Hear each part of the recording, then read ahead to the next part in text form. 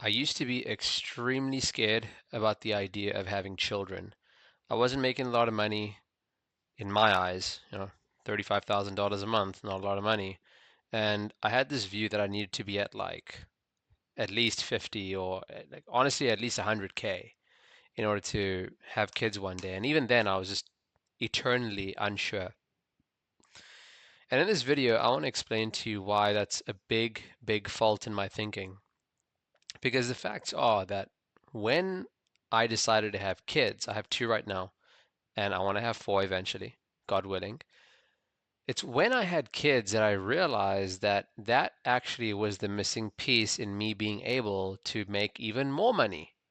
It wasn't that I needed to make more money before having kids, it was the kids in itself that was the pathway to make more money. I'll explain that in a sec. I'm a seven-figure entrepreneur, and I believe I've been able to do it ultimately because I'm a father. Okay, so let me explain this to you for a second, okay?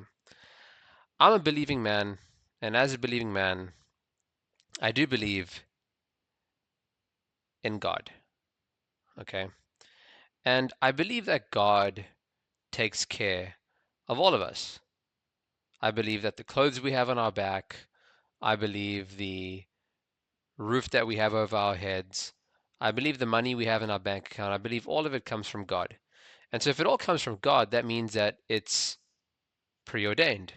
Like the amount of money that I'm going to make is preordained because God inherently holds the keys to our fate, our livelihoods, our everything in his hands. And therefore, by the moment that we're born, the amount of money that I'm going to make is predestined. And when I was a baby, when I was a kid, who was the one through whom I was receiving all my clothing, my shelter, my food, you know, who was this money going through? The money that God had preordained for me. Because as a baby, as a child, I'm not going to go work a job. I'm not going to go work a 9 to 5 and start making money. Actually, the vessel through which I was receiving everything was my dad, right? When I was born, my dad was entrusted to be the vessel through whom he was not only providing for me as Hamza, right? He's providing for my mom, and he was providing for my brothers as well. Right? I had two brothers. I still have them. They're still alive, thank God. And so, me over here as Hamza, I'm receiving everything that's ordained for me. And then eventually there comes a stage where no longer my dad is the one that is going through to get my sustenance. God is now going directly to me, right? And in the beginning, humble beginnings, I'm making $500 a month, $1,000 a month, etc. But then eventually, when I got married to my wife, Kathleen, we'll give it a C over there, it's like everything that God was going to send to Kathleen started coming through me as well. So I started receiving even more so that I could give it to Kathleen. And then once I had Hakeem, my firstborn, it's like I started to make even more because God needed to send that to Hakeem, my son. Now, what do you think happened when Siraj was born, my second-born? God started giving me even more. Do you see how this works? Do you see how this makes sense?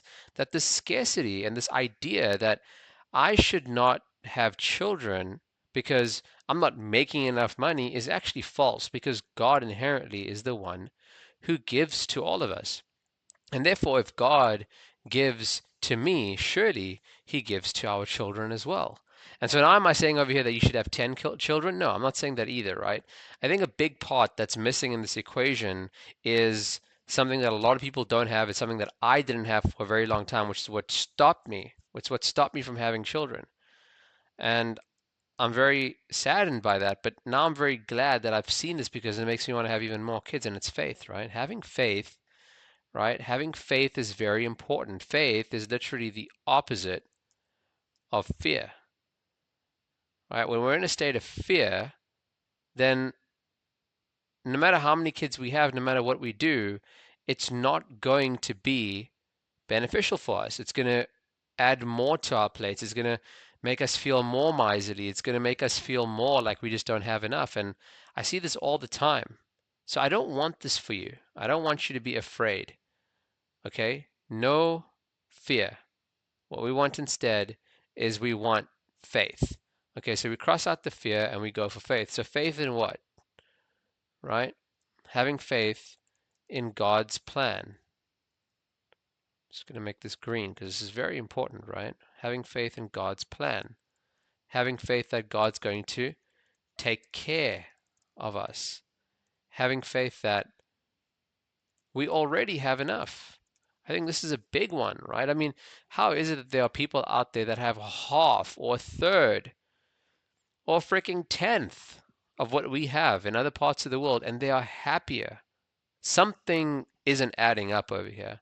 And so, really, what I think is important in this equation of having faith is letting go of greed. Okay? Because there can't be faith and greed at the same time.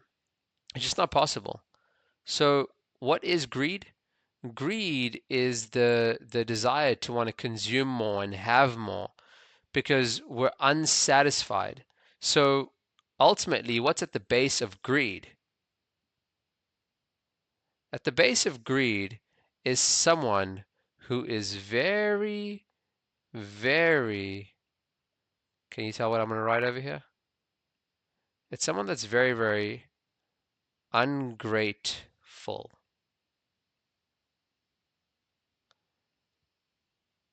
And because they're ungrateful, they don't have faith.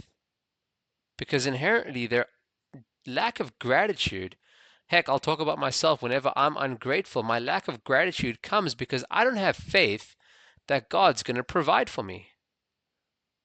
Do you see what I'm talking about over here? And this is very, very subtle. Because if you ultimately want to hit these numbers, this is what I found. I had to have faith instead of fear.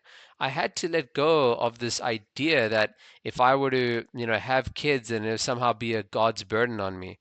If I were to, you know, not be able to make more money, it's it's going to be the end of me or something, right? This is all scarcity mindset. It's all a lack of gratitude. It's all coming ultimately, I believe, from the devil and our smaller selves because we make God out to be the small, tiny, tiny dot that isn't capable of very much. But this God of ours is almighty, is capable of anything, is capable of giving you life, is capable of giving our children life. So what are we so afraid of? God is magnificent. And so, really, what I want you to get over here is that there's nothing to be afraid of. There's really nothing to be afraid of. So, go ahead, have more children. That's a check mark, just so you know. Go ahead and give to the poor. Go ahead and spend time with your children. Go ahead and worship. Go ahead and take care of your health. Right? Go ahead and serve however you can. That will pay dividends. It really, really will. All right. So I hope that you enjoyed this video. I really want you to get that a scarcity as a whole is not going to help us in our position with God. We have to have faith. And when we have faith, we're willing to have children. And when we have children, more blessings come. I believe that I am where I am today because of my children, because of God. And God willing, I'm going to continue to have more kids. And God willing, I'm going to continue to give back. And even if I have financial problems or difficulties, which I pray I never go through, I'm going to continue to give. I'm going to continue to serve because I believe that God's hand is very, very vast and very giving. And what I want is really like as if I were to go to the ocean and take a little drop out of it. It's not going to decrease God and his bounties and his treasures. And so I want you to remember that, okay, as you go through this journey of being in business and as you continue to scale, see where scarcity is coming up, and as it's coming up, let it go because God is great. See you in the comments.